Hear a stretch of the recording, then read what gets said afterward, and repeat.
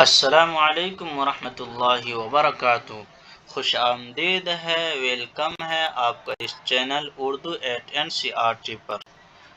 تو ہم جیسا کہ پڑھتے آ رہے ہیں سائنس کلاس 6 کے، تو آج پڑھیں گے ہم چیپٹر نمبر 15، یعنی چھٹے کلاس کے چیپٹر نمبر ہم 15 پڑھیں گے، اور اس کے بعد ایک اور سیکنڈ لاسٹ ہے یہ، اس کے بعد 16واں چیپٹر نمبر بچ جائے گا، اور ایسے ہم چھٹے کلاس سائنس NCERT کا کمپلیٹ ہوگا۔ تو چلیے شروع کرتے ہیں۔ بسم اللہ الرحمن الرحیم۔ رب زدنی علما، رب یسر ولا تعسر وتمم بالخیر۔ تو ہمارے اطراف میں ہوا، کیا؟ اراؤنڈ ایئر اراؤنڈ ہوا، یہ ہوا کے بارے میں آج ہم جانیں گے۔ ہمارے اطراف میں ہوا، ہم نے 9 میں یعنی 9 میں مطالعہ کیا ہے کہ سبھی جاندار چیزوں کو ہوا کی ضرورت ہوتی ہے، لیکن کیا آپ نے کبھی ہوا کو دیکھا ہے؟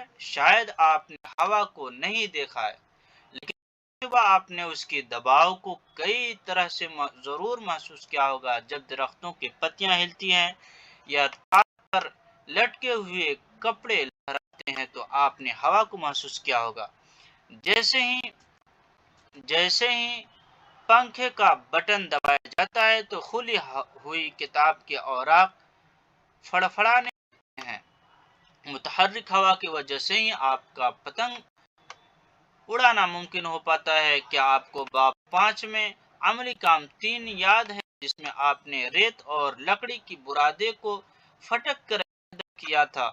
پھٹکنے کا عمل متحرک ہوا میں زیادہ مؤثر رہتا ہے۔ طوفان کے وقت آپ نے غور کیا ہوگا کہ ہوا بہت زیادہ رفتار سے چلتی ہے، یہ درختوں کو اکھاڑ پھینکتی ہے اور یہاں تک چھتیں بھی اکھاڑ سکتی ہیں۔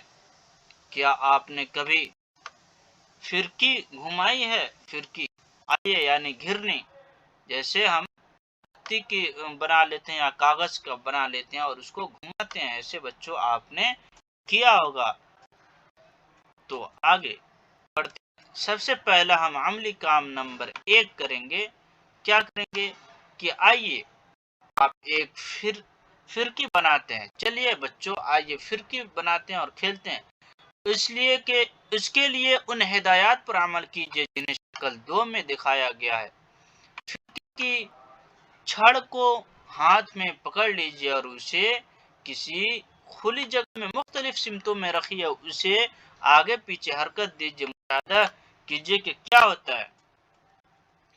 جیسے کہ بچوں فرکی کیسے بنانا ہے، ایسے کاٹ لینا ہے، ایسے موڑ لینا ہے، اور پھر اس کو لگانا ہے ایک لکڑی میں، سادہ فرکی بنانا۔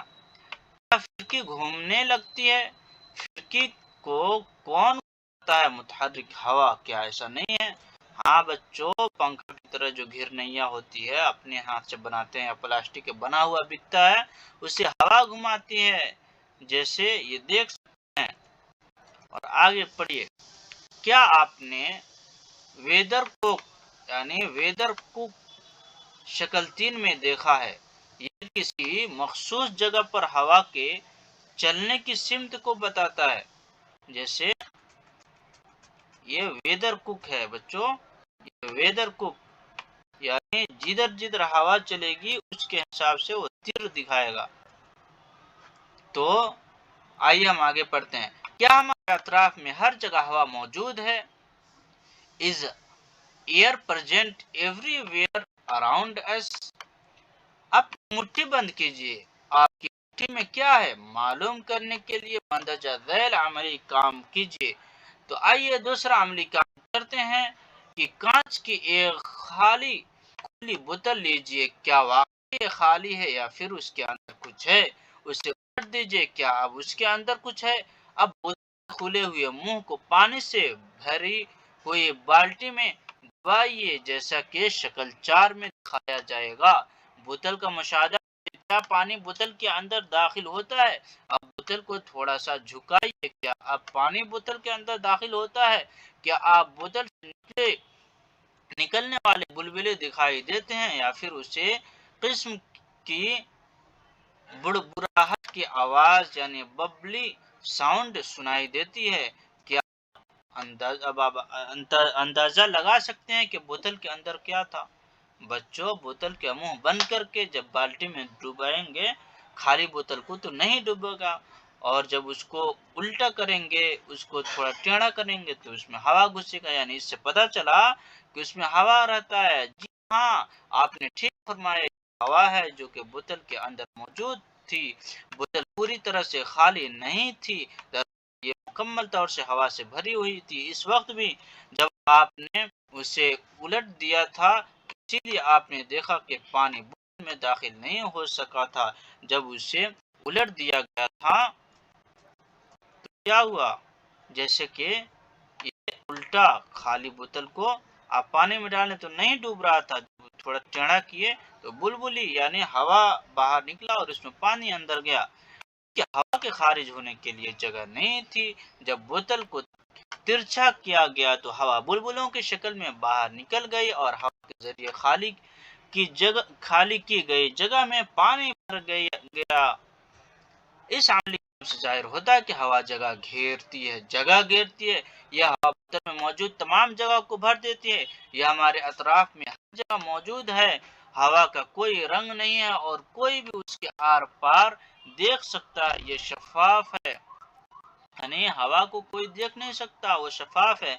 हमारी जमीन में हवा की एक पतली परत सी ढकी हुई है। ये परत सतह जमीन से कई किलोमीटर की ऊंचाई तक फैली हुई है और उसे किरहबाद कहा जाता है। क्या?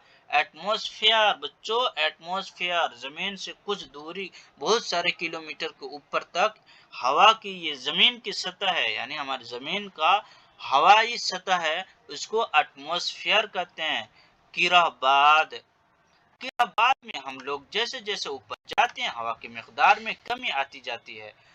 आपको क्या लगता है कि ऊंचे पहाड़ों पर जाने वाले लोग ऑक्सीजन के सिलेंडर क्यों ले जाते हैं?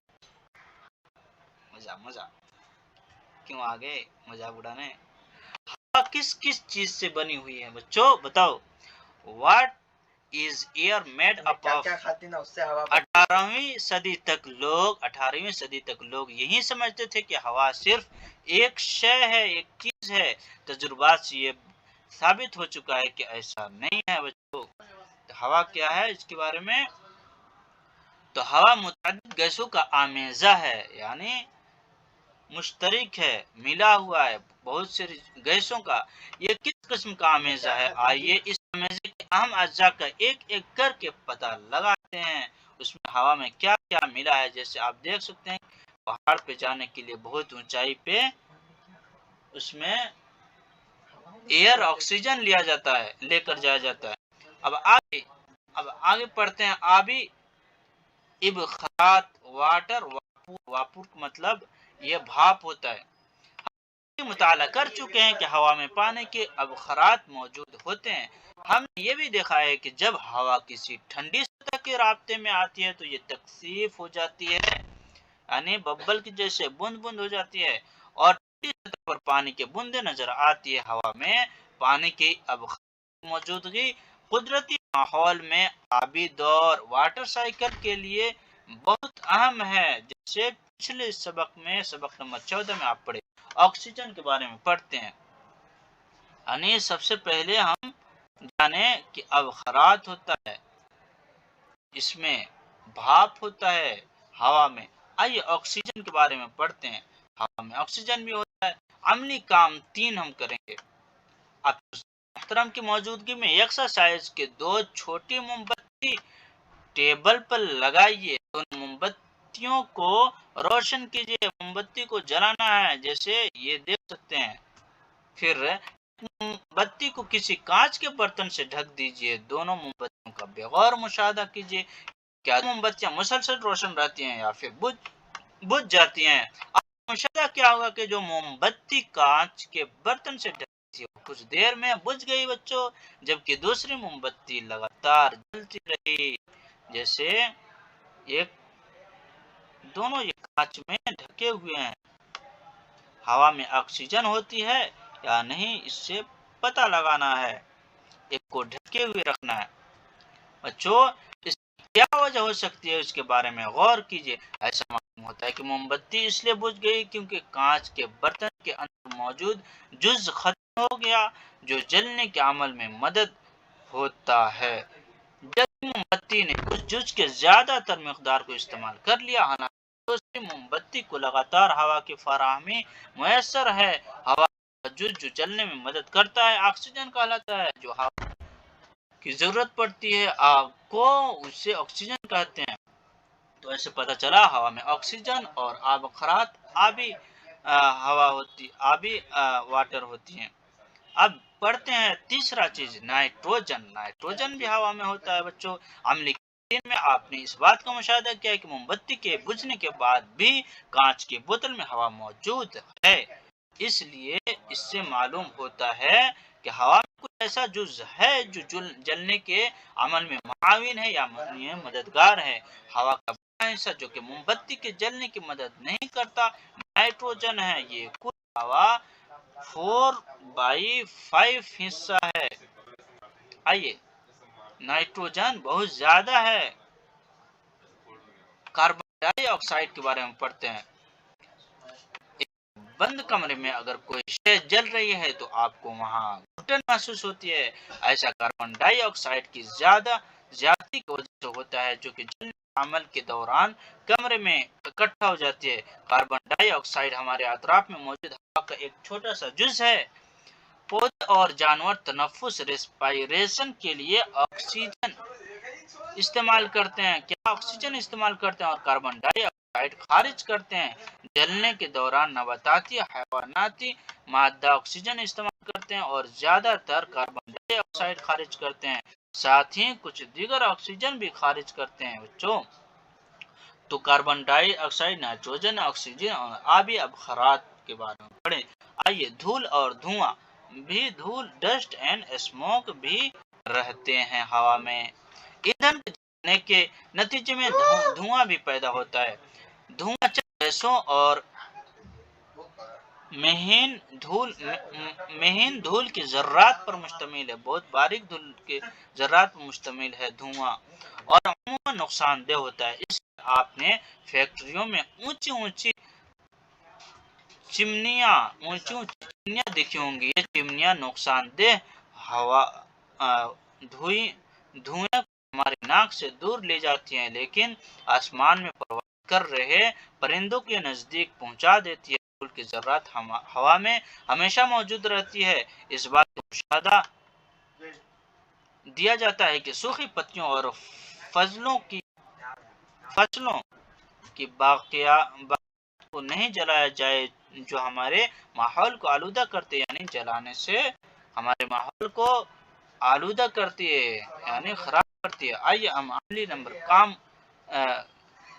4 کریں گے۔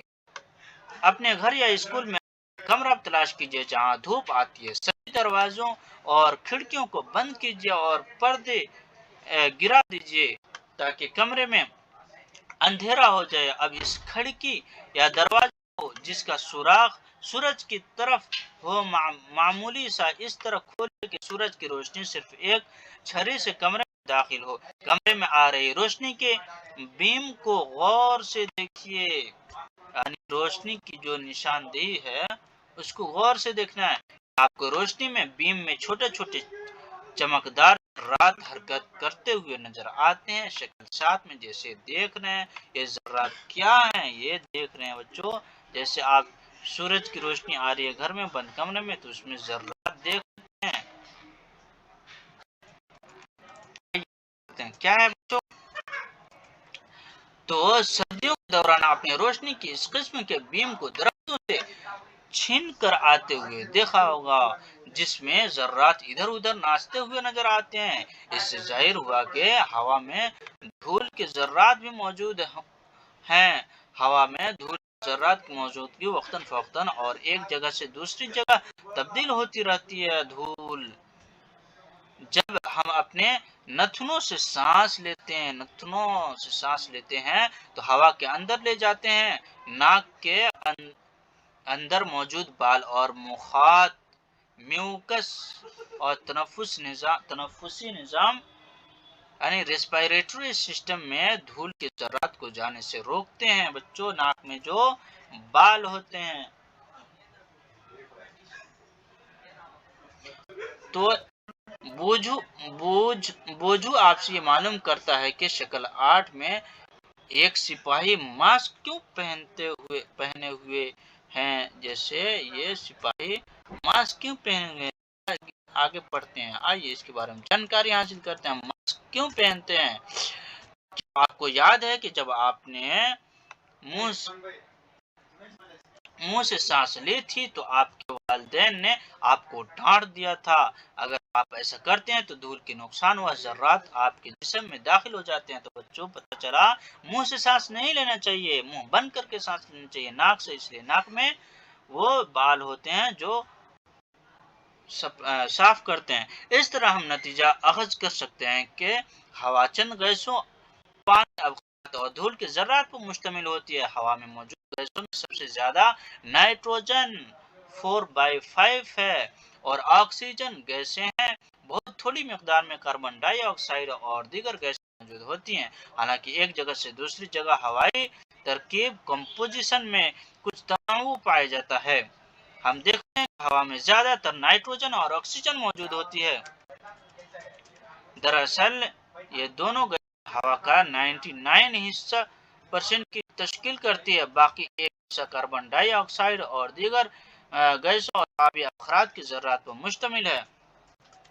अब पहली क्या पूछना चाह रही है बच्चों? पहली यह जानना चाहती है कि शफाफ कांच का खिड़की को अगर बाकायदगी से साफ न किया जाए तो ये धुंधला क्यों नजर आते हैं। बुझू जानना चाहता है कि आग लगने की सूरत में जलती हुई चीज पर कंबल लपेटने की सलाह क्यों दी जाती है बच्चों? जब जलते हुए गैस पे कंबल क्यों फेंका जाता है? तो आइए हम ये देख सकते हैं कि नाइट्रोजन जो है 4/5 और ऑक्सीजन थोड़े ज्यादा और सबसे कम जो पानी यानी अवखरात ओदर्स हैं। सबसे ज्यादा क्या है हवा में बच्चों? नाइट्रोजन सबसे ज्यादा है और ऑक्सीजन सेकंड पे सबसे ज्यादा है और थर्ड पे अवखरात यानी आबी पानी। बिस्मिल्लाह आगे पढ़ते हैं। पानी और मिट्टी में रहने वाले जानवर और पौधों को ऑक्सीजन की फराहम किस तरह की जाती है? अगली काम नंबर हम 5 करेंगे। कैसे ऑक्सीजन को पहुंचता है? किसी बीकर या कांच के बर्तन में थोड़ा सा पानी लीजिए, उसे ट्राइपॉड ट्राइपॉड स्टैंड पर हल्की आंच पर गर्म कीजिए, यानी चूल्हे पर गर्म करना है।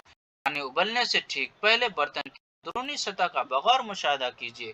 क्या आपको अंदर की तरफ छोटे बुलबुले नजर आते हैं? हाँ, आगे पढ़ते हैं। तो ये बुलबुले क्या होते हैं बच्चों? अब यहाँ पहली का एक सवाल है कि पानी के उबलने से ठीक पहले नजर आने वाले हवा के बुलबुले क्या उस वक्त भी नजर आएंगे जब हम इस अमल को हवा रोक बोतल में रख उबले हुए पानी को दोबारा से गर्म करने के लिए अंजाम देंगे? अगर आपको इसका जवाब मालूम नहीं है तो आप खुद ऐसा करके देखें। नहीं बच्चों, जब उबाल देंगे किसी पानी को और फिर दोबारा उसको उबालेंगे बाद में तो उसमें बुलबुले नजर नहीं आएंगे। जब इस हवा की हैं जो कि पानी में घुली हुई है। जब आपने पानी को गर्म करते हैं तो शुरू में पानी में घुली हुई हवा बाहर निकल जाती है। अगर आप गर्म करने का अमल जारी रखते हैं तो अवखरात में तब्दील हो जाता है और आखिरकार उबलना शुरू हो जाता है। हमने बाब 8 और 9 में मुताला किया है कि पानी में रहने वाले जानवर पानी में घुली हुई ऑक्सीजन का इस्तेमाल करते हैं। अब यहाँ पता चला कि मिट्टी में रहने वाली आजवियों को भी तनफुस के लिए ऑक्सीजन और दरकार होती है। क्या सही नहीं है? बिल्कुल सही है बच्चों। तनफुस के लिए जरूरी हवा उन्हें कैसे हासिल होता है? आइए छठे अमल संपर्क करते हैं कि जमीन में रहने वाले जानवरों को कैसे ऑक्सीजन मिलती है। किस गिलास में बीकर में एक मुट्ठी खुश्क मिट्टी लीजिए, यानी एक मुट्ठी सूखी हुई मिट्टी लेना है, उसमें पानी मिला और नोट कीजिए क्या होता है। शक्ल 11 में देखेंगे कि आपको मिट्टी से बुलबुले निकलते नजर आते हैं। यह बुलबुले मिट्टी में हवा की मौजूदगी को जाहिर करता है। جیسے آپ دیکھ سکتے ہیں بچوں، مٹی کو ایک مٹھی لے کے اور اس میں پانی ڈالیں گے تو بلبلے نظر آئیں گے۔ اب بچوں کیا مٹی میں پانی ملایا جاتا ہے تو یہ ہوا کو اس کی جگہ سے ہٹا دیتا ہے، جو کہ بلبلوں کی شکل میں نظر آتی ہے۔ وہ عضویات مٹی کے اندر رہتے ہیں اور پودوں کی جڑیں اسی ہوا کی مدد سے تنفس کا عمل انجام دیتے ہیں۔ مٹی میں رہنے والے جانور مٹی میں کافی گہرائی تک کافی تعداد میں بل اور سوراخ بنا لیتے ہیں۔ ان بلوں کی وجہ سے بھی ہوا مٹی میں آتی جاتی رہتی ہے۔ حالانکہ جب تیز بارش ہوتی ہے تو مٹی میں ہوا کے ذریعے گھیری ہوئی تمام جگہوں میں پانی بھر جاتا ہے۔ اس صورت میں مٹی میں رہنے والے جانور تنفس کے لیے مٹی سے باہر آ جاتے ہیں۔ کیا یہی وجہ ہے کہ صرف تیز بارش کے دوران ہی یہیں کیچوے مٹی سے باہر آ جاتے ہیں؟ جیسے بہت سارے کیڑے جب بارش ہوتی ہے تو باہر آ جاتے ہیں، یعنی ان کو ہوا نہیں ملتی ہے، پانی بھر جاتا ہے مٹی میں۔ کیا آپ کو کبھی اس بات پر تعجب ہوا ہے کہ کیرا بعد کی تمام آکسیجن ختم کیوں نہیں ہو جاتی، جبکہ عضوے کی بہت بڑی تعداد سے معلوم استعمال کر رہی؟ کون ہے جو کیرا بعد میں آکسیجن کو دوبارہ سے بھر دیتا ہے؟ تو تھوڑا رک کے ہم کرتے ہیں بچوں۔ تو بچوں ہم لوگ کہاں تک پڑھے تھے؟ وہ کون ہے جو کیرا بعد میں آکسیجن کو دوبارہ سے بھر دیتا ہے؟